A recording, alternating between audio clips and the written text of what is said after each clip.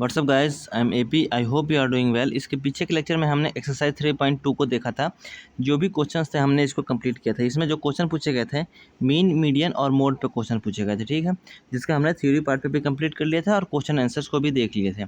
अब यहाँ पे देखिए हम लोग use a bar graphs with a different purpose. जो हमने क्लास 6 में पढ़ा था कि बार ग्राफ कैसे ड्रॉ करते हैं, पिक्टोग्राफ कैसे ड्रॉ करते हैं, ये सब हमने जाना था और कुछ बार ग्राफ की प्रॉपर्टीज़ भी जाननी थी। इस लेक्चर में हम लोग उसको रिवाइज भी करेंगे और जो पर्पज़ है ग्राफ बनाने का वो देखेंगे और किस प्रकार से ग्राफ बनाते हैं वो भी देखेंगे। चलिए शुरू करते हैं बिना किसी देरी के। We have seen last year how information collected. हमने पिछले साल मतलब क्लास 6 में देखा कि कैसे हम डाटा को कलेक्ट करते हैं। Could be first arrange in A frequency, और उसको हमें अरेंज करते हैं, माने ऑर्गेनाइज करते हैं, distribution table, and then this information could be put as a visual representation in the form of pictograph or a bar graph. You can look at the bar graph and make deduction about the data. You can also get information based on this bar graph. For example, you can say that the mode is the longest bar if the bar represents the frequency. देखिए, मान लीजिए हम bar graph बनाते हैं। ये हो गया आपका वर्टिकल लाइन, ये हॉरिजॉन्टल लाइन, ठीक है। यहाँ पे मान लीजिए कि ये हमने बार बनाया है, ठीक। यहाँ इसकी वैल्यू मान लो 2 है, इसकी 4 है, इसकी 6 है और इसकी 8 है, ठीक है। यहाँ पे एज दिया गया है बच्चों का, ये एज है। 8 साल के बच्चे कितने हैं? 2 बच्चे हैं। 6 साल के बच्चे 4 बच्चे हैं। 10 साल वाले बच्चे कितने हैं? 6 बच्चे हैं। और 12 साल वाले बच्चे 8 बच्चे हैं। तो यहाँ पे हमें मोड पूछ रहा था। मोड पूछेगा तो हम ये बार ग्राफ को देख के मोड बता सकते हैं। हाँ, मोड जो होगा वो बड़ा होगा। क्यों? क्योंकि इसकी फ्रीक्वेंसी, इसका जो हैपेंस है, मतलब ज़्यादा होने की घटना किसकी आ रही है? 12 साल के बच्चे की आ रही है, जो कि 8 है। 8, 12 साल वाले बच्चे कितने हैं? 8 हैं, ठीक है। तो यहाँ पे हमें बार ग्राफ से ही मोड का पता चल गया, हमें ऐसे देखना नहीं पड़ा। वही चीज़ यहाँ पे समझाने की कोशिश कर रहा है।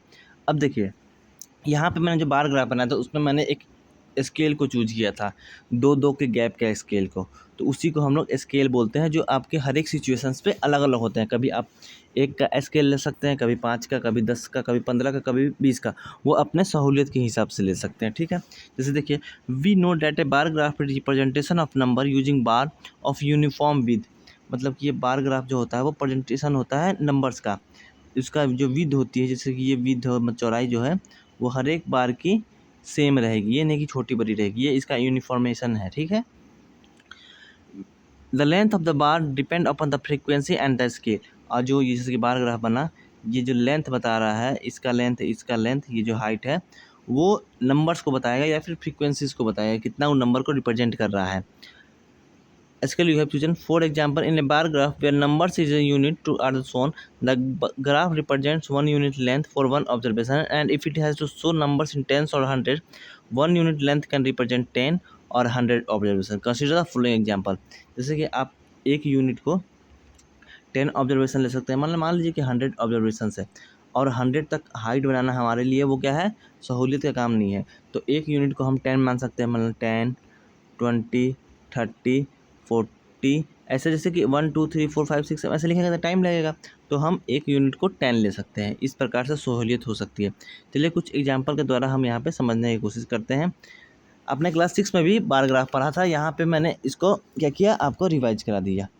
200 students of class 6 and 7th classes, 200 student हैं क्लास 6 और 7th में, were asked to name their favourite colours so as to decide upon what should be the colour of their school building. Class 6 और 7 के बच्चों से पूछा जा रहा है कि आप अपने फेवरेट कलर बताइए, जिससे कि आपकी स्कूल की बिल्डिंग को हम क्या करें? पेंट कर सकें। कितने बच्चे हैं? 200 बच्चे हैं। The result are shown in the following table represent the given data on a bar graph. हमने पूछा 200 लड़के हैं, ये सब आप जोड़िएगा। 49, 19, 55, 49 और 34, ये टोटल कितने स्टूडेंट हैं? 200 स्टूडेंट है, ठीक है। थोड़ा इसका डार्क थोड़ा कम कर ले, ज़्यादा डार्क हो जा रहा है ना पेंसिल। ये 200 स्टूडेंट है, ठीक है। देखिए, लाल कितने लड़कों को पसंद है? 43 लड़कों को। ग्रीन कितने लोगों को पसंद है? 19 लड़कों को। ब्लू कितने लोगों को पसंद है? 55 लोगों को। और येलो 49 लोगों को। और ऑरेंज 34 लोगों को। तो यहाँ देखिए, ये which is the most preferred colour and which is the लेस्ट preferred. तो हम यहाँ पे देखिए ऐसे भी देख के सकते हैं। मोस्ट प्रेफर्ड कलर क्या है? ब्लू है। और लीस्ट प्रेफर्ड कलर क्या है? 19 है। जिसका रेंज बता सकते हैं आप? हाँ, रेंज बता सकते हैं। 55 में से 19 गया तो रेंज, जबकि अपने इसी क्लास में नेक्स्ट पीछे के लेक्चर में पढ़ा था। देखिए यहाँ पर हमने बार ग्राफ बनाया। ये रेड है, रेड कितने लोग पसंद कर रहे हैं, रेड पसंद कर रहे हैं 43। देखिए यहाँ पे जो यूनिट लिया गया है ये 10 का यूनिट लिया गया है, 0, 10, 20, 30, 40, 50, 60, 40 और 50 के बीच में 43 कहीं आएगा, तो यहाँ पे 43 लिखा है। ग्रीन कितने लोग पसंद कर रहे हैं, 19 लोग, 20 से जस्ट नीचे हैं। ब्लू कितने लोग पसंद कर रहे हैं, 55 लोग, 60 और 50 के बीच में है। येलो कितने लोग पसंद कर रहे हैं, 49 लोग, जस्ट 50 के जस्ट नीचे हैं। ऑरेंज कितने लोग पसंद कर रहे हैं, 34, 34 मतलब 30 अब 40 के बीच में आएगा, 35, 35 से जस्ट नीचे आएगा। यहाँ पर जो यूनिट लिया गया है देखिए 1 यूनिट इक्वल टू 10 स्टूडेंट, एक यूनिट क्या है 10 स्टूडेंट को रिप्रेजेंट किया। ऐसे 200 होता है, जैसे मान लो 60 तक, जैसे लिखते हैं 1, 2, 3, 4, 5, 6, 7, तो इसको टाइम लगता है, टाइम कंज्यूमिंग हो जाता है और वो भी हो जाता है। ठीक है, अब देखिए क्वेश्चन पूछ रहा है which is the most preferred colour and which is the least preferred colour. तो मोस्ट प्रेफर्ड कलर कैसे पहचानेंगे, जिसकी हाइट ज़्यादा होगी, बार ग्राफ में हाइट किसकी ज़्यादा है, ब्लू कलर की। तो blue is the most preferred colour because the bar representing blue is the tallest. यहाँ पे प्रेफर्ड कलर कौन सा होगा, 55 जो ब्लू है। Green is the least prefer, green सबसे छोटा है तो लीस्ट प्रेफर हो गया। There are 5 colours, they are red, green, blue, yellow and orange, these are observe and the horizontal line. यहाँ हमने 5 कलर है, ये भी हमने ऑब्जर्व किया। ठीक है, बार ग्राफ से ये इजी हो गया बताना। ये हाइट देख के बता सकते हैं कि हाँ इतने बच्चे जो हैं, ब्लू कलर जो है वो ज़्यादा प्रेफर कलर है, तो ब्लू कलर से ही हम लोग स्कूल की दीवार की पेंटिंग करेंगे। ठीक है, समझ गए। दूसरा एग्जाम्पल देखिए, following data gives total marks out of 600। यहाँ पे नंबर दिए गए हैं अजय के, बाली के, दीप्ति के, फयाज के, गीतिका के और हरि के। Obtain by 6 children a particular class, एक क्लास में 6 बच्चों के द्वारा 600 नंबर में से इतने नंबर दिए गए हैं। अजय के 450 नंबर आए 600 में से। To choose an appropriate scale we make equal division taking increment of 100, 10 1 will be represent 100 marks. यहाँ पे देखिए, यहाँ 450 भी है, ठीक है, 540 भी है, तो कितना का स्केल लेना सही रहेगा। देखिए यहाँ पे 500 है, 300 है, 360 है, 400। अगर हम 1 यूनिट को 100 मार्क्स का रिप्रेजेंट ये स्केल लें तो वो सही रहेगा। What would be difficulty if you choose 1 unit to represent 10 marks. क्या डिफिकल्टी होगी, देखिए अगर हम 1 यूनिट को 10 मार्क्स से रिप्रेजेंट करेंगे तो मैक्सिमम नंबर कितना, 540, तो हमें 540 लाइन ऐसे ड्रॉ करना पड़ेगा, जो कि टाइम कंज्यूमिंग होगा और देखने में भी भद्दा लगेगा। ठीक है, तो इसलिए हमने क्या किया है कि 1 यूनिट को 100 मार्क्स पे सेट किया है। तो हमें कितना 540 है, तो मान लीजिए 6 यूनिट तक हमें ड्रॉ करना पड़ेगा, क्योंकि 540 जो है 500 से ज़्यादा है। ठीक है, तो 1 यूनिट हमने 100 मार्क्स को सिलेक्ट किया है। ठीक है, देखिए यहाँ पे है, ये हमने हॉरिजॉन्टल लाइन पे हमने स्टूडेंट को रखा है और वर्टिकल लाइन पे वो इन्होंने जो मार्क्स को गेन किया है। यहाँ पे स्केल रखा है 1 इक्वल टू 100 मार्क्स। अजय जो है कितना 400 कुछ नंबर लाया था, देखिए 450 नंबर, 450 नंबर लाया था, तो 500 और 400 के बीच में है। बाली ने लाए थे 540 नंबर, दीप्ति लाई थी 300 के करीब में, फयाज लाया था कुछ 360 के करीब लाया था, शायद 360 लाया था ना। देखिए फयाज 360, आप बार ग्राफ से ही पता लगा सकते हैं। ठीक है, चलिए ड्राइंग डबल बार ग्राफ। आपने यहाँ तक क्लास 6 में अभी आप लोगों का जो रिवीजन कराया था उसमें एक सिंगल बार ग्राफ बनाना सिखाया गया था। अब यहाँ पे क्या है, डबल बार ग्राफ बनाया जा रहा है। ठीक है, अब देखिए डबल बार ग्राफ क्या होता है, जैसे कि यहाँ पे एक बार ग्राफ बनाया है, इसके जस्ट सटे हुए एक और बार ग्राफ बना देना है। ठीक, ये मान लीजिए कि एक सब्जेक्ट अजय, देखिए डबल ग्राफ बार ग्राफ कैसे बनेगा, थोड़ा सा इसको और थोड़ा जूम करते हैं। मान लीजिए ये एक सब्जेक्ट का दिया था, अगर मान लीजिए अजय 2 पेपर का एग्जाम देता है, बाली भी 2 पेपर, दीप्ति भी 2 पेपर, फयाज भी 2 पेपर, गीतिका भी 2 पेपर, अहारी भी 2 पेपर, तो यहाँ हमें डबल पैराग्राफ बनाना पड़ेगा। मान लीजिए कि 600 नंबर का पेपर होता है उसका, उसने अजय ने एक में कितना, ये मान लीजिए इंग्लिश का पेपर हुआ, मैथ का पेपर में उसने 500 मार्क्स लेके आ गया अजय ने, यहाँ अजय लिख दिया। बाली ने लाया इंग्लिश के पेपर में मान लीजिए 540 और इसमें लेके आ गया मैथ के पेपर में 400, तो यहाँ डबल बार ग्राफ बन रहा है कि नहीं, तो इसी को हम लोग डबल बार ग्राफ कहते हैं। यहाँ पे देखिए, in Margate in Aberdeen consider the following 2 collection water given the average daily hours of sunshine in 2 cities. ये सिटीज़ के नाम है एबर्डन और Margate, for all the 12 month, मतलब हर एक मंथ में दिया गया है of the year. These cities are near the South Pole and hence they have only a few hours of sunshine each day. मतलब ये साउथ पोल पे स्थित है ये सिटीज़, तो यहाँ पे कुछ समय के लिए ही यहाँ पे सनशाइन मिलता है। जैसे जनवरी में 2 घंटे के लिए मिलता है मार्केट में, एबर्डन में 1.5 घंटे के लिए मिलता है। तो इसका जो देखिए बनाया गया है बोल रहा है by drawing individual bar graph you could answer questions like in which month the city have maximum sunlight. अगर आप इंडिविजुअल बार ग्राफ बनाएंगे तो आप मार्गरेट का ही बारे में बता सकते हैं कि सबसे ज़्यादा सूरज कब निकलता है, सबसे ज़्यादा सूरज का धूप कब पड़ता है, तो जुलाई मंथ में। एबरडन में कब पड़ता है, तो जून मंथ में पड़ता है। लेकिन अगर हम डबल बार ग्राफ बनाएंगे, जैसे कि देखिए डबल ग्राफ बनाएं, ये जो यहाँ देखिए ये जो शेडेड कलर नहीं है वो मार्गरेट को ये रिप्रेजेंट करता है, और शेडेड वाला है वो एबरडन को रिप्रेजेंट करता है। अब देखिए जनवरी में धूप सबसे ज़्यादा, एबरडन में धूप ज़्यादा रहती है। फरवरी में ज़्यादा टाइम के लिए सनशाइन होता है एबरडन में ही। मार्च में भी एबरडन में ही होता है। लेकिन अप्रैल में कब होता है, मार्गेट में होता है। इधर जनवरी में मार्गेट में धूप ज़्यादा है, धूप के समय ज़्यादा है, धूप ज़्यादा नहीं है। फरवरी में भी मार्गेट में ही, ये मार्गेट है, ये मार्गेट है, मार्गेट में ज़्यादा रहता है। मार्च में भी मार्गेट में ज़्यादा टाइम रहता है, टाइम के लिए धूप निकलता है। लेकिन अप्रैल में क्या होता है, एबरडन में ज़्यादा टाइम के लिए धूप निकलता है। फिर मई में मार्गेट में ही निकलता है, फिर जून में भी मार्गेट में भी, फिर जुलाई में भी मार्गेट में, अगस्त में भी, नवंबर में भी, सितंबर में, दिसंबर, सब में। लेकिन एक समय के लिए क्या होता है कि अप्रैल में एबरडन में धूप ज़्यादा निकलता है। ठीक है, समझ गए डबल बार ग्राफ का फ़ायदा। लेकिन अगर सिंगल बनाते हैं तो ये चीज़ आप नहीं बता पाते। यहाँ देख के आप ये डबल बार ग्राफ का यही फ़ायदा है। यहाँ पे देखिए एक और एग्जांपल है। A mathematics teacher want to see whether the new technique of teaching she apply after quarterly test was effective और नॉट। जो उसने नया टेक्निक सीखा, मतलब बच्चों को पढ़ाने का अपनाया है, वो इफेक्टिव है कि नहीं। तो वो क्या कहते हैं, क्वार्टरली टेस्ट लेती है, मतलब हर एक 3 महीने पे उसने टेस्ट लिया है। She takes the score of 5 weakest children in the quarterly test out of 25 and half yearly test out of 25। मतलब कि वो क्या कहते हैं, क्वार्टरली टेस्ट में 25 नंबर का क्वेश्चन पूछती है 5 वीक स्टूडेंट के। वीक स्टूडेंट के नाम क्या है, आशीष है, अरुण है, कविश है, माया है और रीता है। क्वार्टरली टेस्ट में उसने 10 नंबर लाए हैं आशीष ने, अरुण ने क्वार्टरली टेस्ट में 15 नंबर लाए हैं, कविश ने क्वार्टरली टेस्ट में 12 नंबर लाए हैं, अब माया ने क्वार्टरली टेस्ट में 20 नंबर लाए हैं, और रीता में क्वार्टरली टेस्ट में 9 नंबर लाए हैं। तो इसके लिए देखिए 2 डाटा है, तो मतलब कि 2 बार ग्राफ मतलब हमें बनाने पड़ेंगे एक ही में। ये देखिए क्वार्टरली को हमने सेट नहीं किया है और हाफ ईयरली को सेट किया है। एक यूनिट को 5 मार्क्स मारा है, क्योंकि देखिए लगभग ज़्यादा नहीं है, 20 तक ही मैक्सिमम है।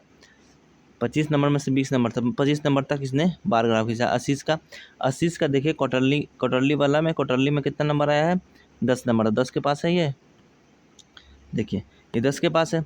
आशीष ने हाफ ईयरली, देखिए ये हाफ ईयरली में उसने 15 नंबर लाया, देखिए 15 नंबर हो गया। अरुण ने क्वार्टरली में लाया है 15 नंबर, देखिए अरुण ये रहा, क्वार्टरली में 15 नंबर लाया है, और हाफ ईयरली में लाया है 15 और 20 के बीच में कुछ 18 टाइप का लाया होगा, 18 तक। तो इससे हम मतलब कि ये डबल बार ग्राफ का फ़ायदा ये होगा। ठीक है, can you think of a few more situation where you could use double bar graph.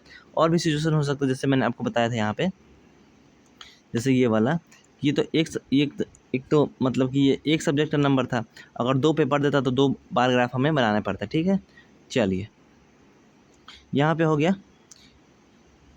The bar graph 3.2 shows the result of survey to test water resistant watches made by different country। मतलब जो आपका जो आप बोलते हैं ना water proof watch है, तो उसका जो टेस्ट किया गया है वो यहाँ पे बार ग्राफ बताया गया है फिगर 3.2 में, जो नेक्स्ट पेज में होगा। Each of this company claim that their watch were water resistant after test the about result were revealed. यहाँ पे देखिए 3.2 है, ये देखिए ये watch company, number tested, number that leaked. यहाँ पे नंबर ऑफ टेस्ट हुए हैं और नंबर उस वॉच में लीक हुए हैं। मान लीजिए ए कंपनी है, बी कंपनी, सी कंपनी और डी कंपनी है। ठीक है, क्वेश्चन है can you work out a fraction of a number of watches directly to the number tested for each company. आप देखिए यहाँ पे वॉच हुए हैं, नंबर टेस्टेड 40 हुए हैं, और लीक कितने 40 में हुए हैं, तो 20 में लीक हुए, तो 20/40 मतलब कि आधा में उसने फ्रैक्शंस बोल रहा है, आधा में ए कंपनी की जो घड़ी हैं वो आधा टेस्ट में फेल हो गई हैं, या फिर आधा टेस्ट में पास हो गई हैं, ये कह सकते हैं। 40 टेस्ट हुए हैं और लेकिन लीक कितने में हुआ है, 10 में हुआ है, तो 1/4 मतलब बी कंपनी कुछ सही है, बढ़िया है। सी की कंपनी 40 टेस्ट हुई हैं और 15 में वो क्या हुई हैं, फेल हो गई हैं, तो 1.5 इसका भी हो गया। उसी प्रकार ये चीज़ दिया गया है। ठीक है, sale of English and Hindi books in year इतना आर गिवन बिलो। इसका हमें क्या करना है, draw a double bar graph हमें बनाना है। चलिए बनाते हैं, कोई दिक्कत नहीं है। इसके बनाने के लिए चलिए एक स्केल लेते हैं। ये हो गया आपका कौन सी लाइन, वर्टिकल लाइन। ठीक है भाई, ये हो गया आपका, सॉरी इसको काटते हैं, ये हो गया आपका हॉरिजेंटल लाइन। ठीक है ब्रदर। अब देखिए यहाँ आपको, देखिए यहाँ पे 100 का स्केल लेना सही रहेगा। ये हो गया 0, ये हो गया 100, ये 200, ये 300, ये 400, 500, 600, ये 700। हमने 700 तक लिया क्योंकि ये मैक्सिमम 650 तक गया है। ठीक है, यहाँ पे ये न्यूज़पेपर है हिंदी और इंग्लिश। हिंदी वाला न्यूज़पेपर, और यहाँ हम लिखते हैं ईयर्स 1995, 96, 97, 98। ठीक है, ये 96 समझ में आ रहा है ना, ये हो गया। अब देखिए यहाँ पे क्या बनेगा, डबल बार ग्राफ बनेगा। ठीक है, चलिए एक थोड़ा लाइन इसको मिला देता हूँ और लाइन और इसको मिटा देता हूँ भाई। ठीक है, थोड़ा लाइन भी मिट गई, कोई नहीं, फिर से बना लेंगे लाइन। ये हो गया लाइन आपका यहाँ तक, अब कोई दिक्कत नहीं होगी। ये हो गया 1995 का, ये 96 का, 97 का, ये 98 का। अब देखिए ये सेल हुए हैं, sale of English and Hindi books in year 1995, 96, 97, 98। अब हमें डबल बार ग्राफ बनाना है। ये क्वेश्चन देखिए पूछ रहा है, draw a double bar graph and answer the following question. ये देखिए डबल बार ग्राफ कैसे बनेगा। यहाँ हमने इसको जूम कर लिया, ये ले लिया पेन एक। इंग्लिश पेपर जो है यहाँ पे हम एक लीजेंड मैंने आपको क्लास 6 में बताया था, जो हमने यहाँ पे 1 यूनिट इक्वल टू 100 का मानेंगे। थोड़ी जगह कम है, चलिए बढ़िया से लिख देता हूँ। 1, सॉरी यहाँ लिखता हूँ 1 यूनिट इक्वल टू 100, स्केल हो गया ये। अब देखिए जो शेडेड पार्ट वाला होगा वो इंग्लिश का होगा, और जो अनशेडेड होगा वो हिंदी का होगा। ये हो गया, मान गए। अब देखिए इंग्लिश जो बुक बिकता है वो 350 बिकता है। 350 बिकता है मतलब कि यहाँ 1995 में 350 इंग्लिश की किताब बिकती हैं। ठीक, इंग्लिश वाला शेडेड है तो शेड कर दिया हमने। और हिंदी कितने बिकती है, 500 बिकती है, तो 500 ये रहा। इसके जस्ट बगल में हमने 1995 में ही ये बना दिया, ये हिंदी वाला शेडेड नहीं है। ये 1995 के लिए ग्राफ बन गया। 1996 के लिए बनाएंगे, इंग्लिश 400 बिकती है। इंग्लिश कितना बिकती है, 400। 400 इसके सामने ये हो गया। इंग्लिश वाला क्या है, शेडेड है, तो शेड कर दिया हमने। और हिंदी वाला 525 बिकती है, ये 500-600 के बीच में कहीं यहाँ पर 425 आएगी, यहाँ आएगी हिंदी बिना शेडेड वाला, तो इसको हमने ऐसे लिख दिया। 97 में इंग्लिश बिकती है 450, 450 यहाँ आएगा, 400 500 के बीच में, ये हो गया 97 में इंग्लिश शेडेड वाला है, शेड कर दिया। देखो यहाँ इंग्लिश शेड में हमने बनाया है ना, हिंदी वाला जो है अनशेडेड है, 1 यूनिट 100 स्केल को माना है। और 97 में हिंदी बिकती है 600, ये रहा, ये हो गया, ये अनशेडेड हो गया। 98 में ये इंग्लिश बिकती है 620 कहीं यहाँ आएगा, ये हो गया इंग्लिश की। थोड़ा ड्राइंग सही नहीं है, थोड़ा कॉर्पोरेट कीजिएगा। और हिंदी कितनी बिकती है, 650 बिकती है, मतलब कि ये 700 के और 600 के बीच में, ये हिंदी हो गया। ये आपका बार ग्राफ बन गया। थोड़ा सही नहीं है, कंपेयर कीजिए, वो कॉर्पोरेट कीजिएगा। अब देखिए, in which year was the difference is the scale of 2 language book list.